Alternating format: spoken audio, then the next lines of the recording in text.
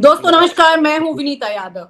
सबसे बड़ी बात यह है कि जिस बात की चर्चा हम लगातार कर रहे हैं कि आखिरकार अब नरेंद्र मोदी और अमित शाह की जोड़ी किसी एक बड़ी चिंता के साथ ग्रसित है और इस चिंता को खत्म करने के लिए वो अपनी तरह से बहुत जोर लगा रही है। सवाल ये उठता है कि ये चिंता जो अभी उनके गिरते ग्राफ की है उसके बाद की है, तो वो जो चिंता बाद वाली है उसके लिए वो क्या अभी शांति से बैठेंगे या फिर नया कोई बड़ा पैंतरा खेलेंगे? क्योंकि हरियाणा और महाराष्ट्र के चुनाव के परिणाम के बाद बहुत कुछ साफ हो जाएगा। वहीं पर एक तरफ यूपी में योगी आदित्यनाथ का भी उपचुनाव को लेकर के पूरी नजर उनकी भी गड़ी हुई है। अब यहाँ पर सवाल ये उठता है कि आरएसएस का रोल इस बार के इन चुनाव में वापस से एक स्पेक्टेटर का रहने वाला है, यानी कि सिर्फ एक मूक दर्शक की तरह रहने वाला है, या फिर कुछ और घटना घटने वाली है। संजय जोशी की भी अगर लगातार चर्चाएं हो रही हैं, तो क्या संजय जोशी को अभी तक सिर्फ चर्चाओं के लिए और माहौल बनाने के लिए इस्तेमाल किया जा रहा है, या फिर इसमें कोई बड़ा एक्शन भी हो सकता है? आइए बात करते हैं। हमारे साथ जुड़ रहे हैं लक्ष्मण यादव जी, और उन्हीं के साथ इस चर्चा को आगे बढ़ाएंगे और समझेंगे कि ये कुल मिलाकर की जो पूरी तस्वीर है यहाँ पर। डॉक्टर साहब, ये आपको क्या लगता है कि ये वाकई में ये महज सिर्फ चर्चाओं तक चीजें रह जाने वाली हैं, या फिर जो नाम की दस्तक अब हुई है, जिस नाम को मोदी जी और अमित शाह कतई बर्दाश्त नहीं करने वाले हैं, उस नाम के साथ में इनके पांव की जमीन हिलने वाली है? बहुत शुक्रिया विनीता जी और न्यूज़ नशा के तमाम लोगों को मेरा अभिवादन। ये एक ऐसा सवाल है, ऐसा मसला है इस समय की देश की राजनीति पे, जिसमें गॉसिप के लेवल पर सबसे ज़्यादा चर्चा हो रही है। लेकिन ज़ाहिर-सी बात है कि बीजेपी और बीजेपी समर्थित मीडिया इस पर बात नहीं होने देना चाहता है, क्योंकि बात खुल ना जाए, बात आगे ना बढ़ जाए। लेकिन हाँ, अंदर खाने बहुत तरह की बातें आ रही हैं। कुछ पुष्ट आ रही हैं, कुछ अपुष्ट आ रही हैं, लेकिन इतना तो तय है कि संजय जोशी का नाम अगर अभी से देखें कि बाद में क्या होगा, वो बीजेपी के अध्यक्ष बनते हैं या नहीं बनते हैं, लेकिन इस समय तक गुजरात लॉबी जो कल तक बीजेपी पर पूरी तरह से काबिज हो गई थी, नरेंद्र मोदी और अमित शाह का प्रभाव कायम हो गया था, सब कुछ उनके कंट्रोल में था। वो जहां चाहते थे मुख्यमंत्री बदल देते थे, वो जहां चाहते थे टिकट बदल देते थे। अब ऐसा लग रहा है कि संजय जोशी का नाम सामने आते ही आरएसएस ने उस कंट्रोल को कमजोर कर दिया है। आधा तो कमजोर किया यूपी ने, जब अखिलेश यादव के पीडीए ने, राहुल अखिलेश की जोड़ी ने, इंडिया गठबंधन ने उत्तर प्रदेश में बीजेपी को इतना कमजोर कर दिया कि वो अकेले पूर्ण बहुमत में आई नहीं। तो जब अकेले पूर्ण बहुमत में बीजेपी आई नहीं, तो गुजरात लॉबी थोड़ी सी संकुचित हुई। थोड़ा उसको लगा कि भाई अकेले तो बहुमत है नहीं, तो नीतीश नायडू की दो कोट अनकोट बैसाखी की जरूरत पड़ती है। ऐसे में आरएसएस उचित मौका देख करके अपने दखल को बढ़ाने की कोशिश करता है। ये पूरा जो प्रकरण देख रहे हैं हम संजय जोशी का, ये असल में आरएसएस की ताकत बढ़ने का परिचायक है। आरएसएस अब इतना ताकतवर तो हो गया है कि वो अपना एक ऐसा नाम ले आ रहा है। आरएसएस चाहता तो कोई और नाम ले आ सकता था, या कौन वो व्यक्ति है जो संजय जोशी का नाम पब्लिक के बीच में रख दिया। उनके घर पे लोग आने जाने लगे, उन पर स्टोरीज चलने लगी है। मैं कई जगह देख रहा था कि अब उन्हें, वो कहीं भी जा रहे हैं तो उनको चाहने वालों की भीड़ बढ़ गई है, उन पर चर्चा होने लगी है। कौन है संजय जोशी, कौन थी वो सीडी, क्या वो सीडी का पूरा मामला था, वो सही था या झूठ था, क्या है रिश्ता नरेंद्र मोदी और अमित शाह से उनका। इस तरह के प्रकरण खूब तेजी से वायरल हो गए, लेकिन अभी बहुत क्लियर नहीं हो रहा है कि किस दिशा में। मुझे लग रहा है कि गुजरात लॉबी का जो मोदी और अमित शाह का नियंत्रण पूरे बीजेपी और आरएसएस के ऊपर प्रभाव के रूप में हो गया था, आरएसएस ने उसे कम करने का एक संकेत दिया है। और दूसरी तरफ बार्गेनिंग चल रही होगी। जैसे एक खबर आई मीडिया में कि आरएसएस ने यह बात कह दी कि भाई दोनों में से एक आप रखिए, 75 साल का उम्र का क्राइटेरिया आपने बनाया तो आप पे ऊपर क्यों ना लागू हो। अब मोदी जी को तो मतलब कभी सपने में भी उन्होंने नहीं सोचा था कि वो इस तरह रिटायर किए जाएंगे क्या। अब कई बड़े खिलाड़ी होते हैं, जैसे कई बार लगता है कि वो अपने से रिटायर ले लें, या कई बार लगता है कि उनको क्रिकेट खेलने वाले लोग ये समझते हैं कि जबरिया रिटायर किया जा रहा है। मोदी जी के सामने 75 साल का नियम ये बन करके सामने आ गया।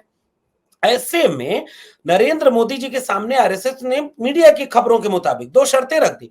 या तो आप मुख्यमंत्री प्रधानमंत्री रहिए, या तो आरएसएस के मनपसंद व्यक्ति का अध्यक्ष बनाइए। अगर आप प्रधानमंत्री हैं तो अध्यक्ष आरएसएस की पसंद का बनेगा, और अगर आप प्रधानमंत्री से हटते हैं तो आप अपना अध्यक्ष बना लीजिए, प्रधानमंत्री किसी और को बना लीजिए। अब प्रधानमंत्री कौन बनेगा, इसके लिए योगी आदित्यनाथ भी बीच-बीच में उनका नाम आ जाता है कि भाई बांग्लादेश पर भी आजकल उनका क्रिटिकल एनालिसिस चल रहा है, वो पॉलिटिकल कमेंटेटर हो गए हैं। फॉरेन पॉलिसी में एस जयशंकर की केवल फोटो आती है, असली फॉरेन पॉलिसी तो कश्मीर मसले से लेकर बांग्लादेश मसले पर, पाकिस्तान पर योगी आदित्यनाथ की आ रही है। क्या योगी आदित्यनाथ इसका मतलब पीएम मटेरियल बनने जा रहे हैं? वो जो बटेंगे तो कटेंगे से लेकर के तमाम बयान योगी आदित्यनाथ दे रहे हैं और पूरे प्रदेश में देश में घूम रहे हैं स्टार प्रचारक बना करके, क्योंकि उनको भी बदलने की कोशिश मोदी और अमित शाह की तरफ से की गई थी कि उत्तर प्रदेश के मुख्यमंत्री को भी बदल दिया जाए, जैसे कर्नाटक में बदला गया, जैसे अभी मनोहर लाल खट्टर को 9.5 साल के बाद बदल दिया, और उस तरह से यहां पर योगी आदित्यनाथ को नहीं बदल पाए। तो इसका मतलब क्या, योगी आदित्यनाथ को प्रधानमंत्री बना करके आरएसएस चाहेगा कि और हम नियंत्रण अपना मजबूत रखें, क्योंकि इनसे इनका झगड़ा है। फिर बीच में कई कई नाम और उभर के आते हैं कि कभी वसुंधरा राजे सिंधिया का नाम आ जाता है, कभी शिवराज सिंह चौहान का नाम आ गया, और शिवराज सिंह चौहान तो कृषि मंत्री हैं। अब इन सब के बीच में नितिन गडकरी वाला एक फैक्टर भी है। नितिन गडकरी बीच बीच में ऐसे बयान देते हैं जो बीजेपी पर, मोदी और अमित शाह के नियंत्रण वाले पूरी नैरेटिव पर पानी फेरता है। मसलन कि विपक्ष के लोग मुझे भी प्रधानमंत्री बनाना चाहते थे, प्रधानमंत्री तो मैं भी बन सकता हूं, प्रधानमंत्री बनने के लिए क्या दिक्कत है, काम भी अच्छा करना चाहिए। और फिर उसके आगे बढ़ जाते हैं कि मैं कभी होर्डिंग नहीं लगाता, मैंने कभी अपना प्रचार नहीं किया, मैंने माला नहीं पहनी। तो वो इशारा किसकी तरफ है? सबसे ज्यादा होर्डिंग इस देश में, दुनिया में सबसे ज्यादा होर्डिंग किसकी लगी? दुनिया में सबसे ज्यादा प्रचार किसका हुआ? दुनिया में सबसे ज्यादा प्रचार करके अपना नैरेटिव सेट करने वाला कौन है? तो नितिन गडकरी का नाम बीच बीच में आ जाता है। तो आरएसएस इन तमाम हेडलाइन मैनेजमेंट के जरिए यह भी दिखाना चाहता है नरेंद्र मोदी जी को, अमित शाह को, कि उनके पास प्रधानमंत्री के भी विकल्प बहुत सारे हैं, उनके पास आरएसएस के बहुत और नितिन गडकरी जैसे लोग हैं। फिर पता चला, एक मैं किस्सा मुझे याद आ रहा है कि एक बार नितिन गडकरी ने कुछ ऐसे बयान दिया तो द्वारिका एक्सप्रेसवे का कोई घोटाला मीडिया में आ गया। कुछ दिन बाद अब संजय जोशी पे बात हो रही तो हम लोग ये भी जानते हैं कि कैसे ये सब भी बातें हो जाएंगी। तो ये अभी एक पशुपेश चल रहा है विनीता जी, और मुझे लग रहा है कि दोनों तरफ से बार्गेनिंग चल रही है। आपने बहुत अच्छी बात याद दिलाई है, तब द्वारका एक्सप्रेस वाली बात सामने आ गई थी, और उसको बाद में प्रधानमंत्री नरेंद्र मोदी ने जाके खुद फिर उसका उद्घाटन भी किया था चुनाव से ठीक पहले, जब जिसके अगले दिन ही खट्टर की पत्ता कट गया था। लेकिन सवाल ये कि अब जब नितिन गडकरी खुद पिछले कुछ दिनों से बार बार गाए बगाए कुछ ना कुछ ऐसी बात कह देते हैं जो कि उनका नाम प्रधानमंत्री पद के साथ लोग के जहन में फिट होने लगता है कहीं ना कहीं, कि अगर मोदी नहीं तो फिर गडकरी होंगे। तो अब गडकरी के साथ में नरेंद्र मोदी का ऐसा कोई बड़ा षड्यंत्र निकल कर नहीं आ पा रहा है, तो उसकी वजह आप क्या देखते हैं? क्योंकि ना सिर्फ वो द्वारका एक्सप्रेसवे का नाम आया था तब, बल्कि इनके कुछ अधिकारियों पर रेड भी हुई थी चुनाव से पहले। बिल्कुल ठीक बात है। निश्चित रूप से बीजेपी और खासकर गुजरात लॉबी के काम करने का अपना ये तरीका है। मैंने कहा ना कि गडकरी, द्वारिका एक्सप्रेसवे कॉरिडोर और फिर ईडी सीबीआई की जांच, इस समय पिछले कुछ वर्षों में नरेंद्र मोदी और अमित शाह वाली बीजेपी का यही ट्रैक रिकॉर्ड बन गया, ये उनका तरीका बन गया है। तरीका ये बन गया है कि जब तक कोई हमारे विरोध में है उसके ऊपर ईडी सीबीआई भेज दो, जब वो पार्टी ज्वाइन कर ले तो उसके बाद वो बरी हो जाएगा। इलेक्टोरल बॉन्ड जैसी एक चीज जब पिछली बार चुनाव के ठीक पहले सुप्रीम कोर्ट ने उसको बैन किया और एसबीआई कह रहा था कि भाई हमें कई महीने चाहिए, जब नकेल लगाई तो उसने तुरंत आंकड़े सार्वजनिक कर दिए। इसका मतलब कैसे मैनिपुलेट होता है? इलेक्टोरल बॉन्ड तक ये बता रहा है कि चंदा दो धंधा लो, या अगर धंधा चलाना है तो भी चंदा देना पड़ेगा।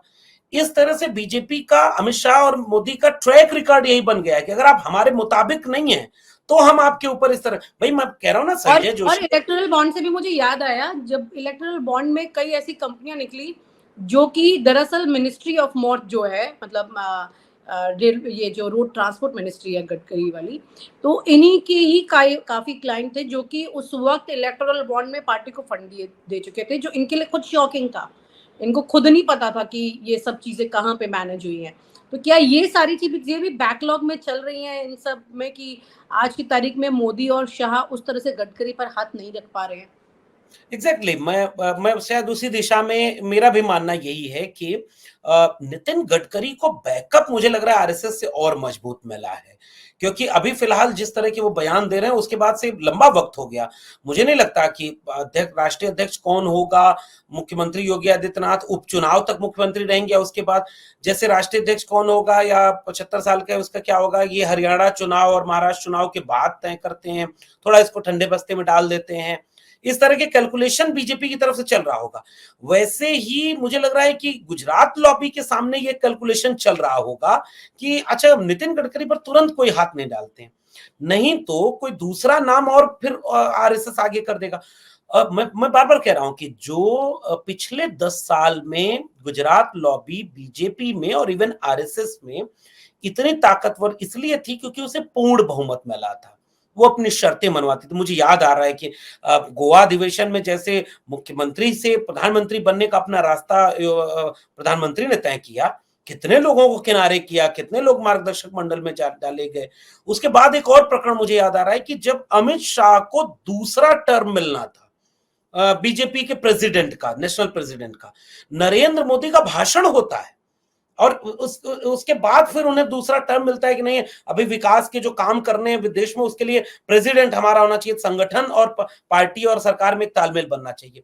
अब इसके बाद याद करिए कि वो दृश्य कहां चले गए कि आरएसएस एक बैठक कर रहा है जिसमें पूरा कैबिनेट जाकर के रिपोर्ट कार्ड पेश कर रहा है, आखिरी दिन उस बैठक के प्रधानमंत्री उसमें शामिल हो रहे हैं। मैं पिछले कई वर्षों से उस बैठक को नहीं देख पा रहा हूं।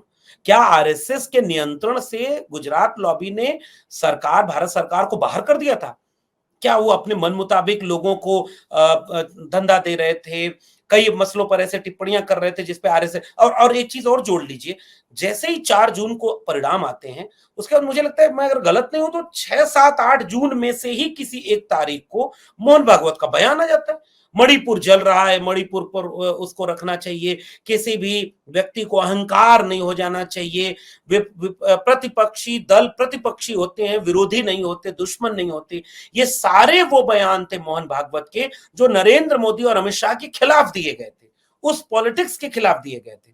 तो मुझे लग रहा है कि ये सारे कैलकुलेशन अभी भी चल रहा है और दोनों तरफ से चल रहा है। मोदी और अमित शाह ये चाहते होंगे कि हरियाणा में अगर कुछ अच्छा हो जाए, बाद में महाराष्ट्र में भी कुछ अच्छा हो जाए, जम्मू कश्मीर में भी कुछ बेहतर हो जाए तो हमारा नियंत्रण मजबूत रहेगा। आरएसएस और बाकी लॉबी जो, और इवन बीजेपी के अंदर जो गुजरात लॉबी के से असहमत थोड़े लोग होते हैं, मन ही मन राजनाथ सिंह से लेकर के तमाम लोगों का नाम बार बार आता है, वो भी तो इंतजार कर रहे होंगे। जैसे योगी आदित्यनाथ को कहा गया कि भाई 10 उपचुनाव है, एक बार मौका देते हैं, 10 उपचुनाव में जो आप करोगे।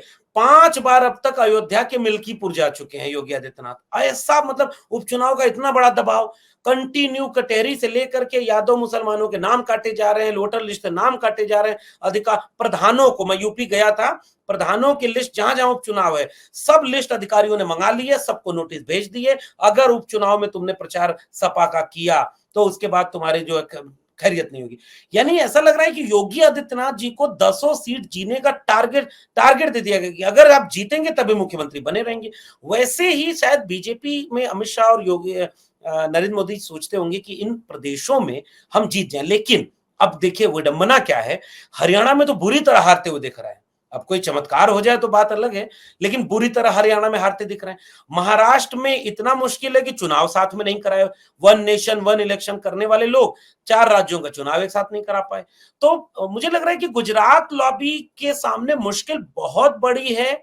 आरएसएस इस मुश्किल में घिरे हुए मोदी अमित शाह के खेमे को और मुश्किल में डालने के लिए अपनी शर्तें रख रहा है, और मेरा मानना यह है कि आरएसएस फिर से नकेल कसने की कोशिश करेगा और वो ऐसा ही कोई राष्ट्रीय अध्यक्ष बनाएगा जिसका नियंत्रण पूरी तरह से उनके हाथ में रहे।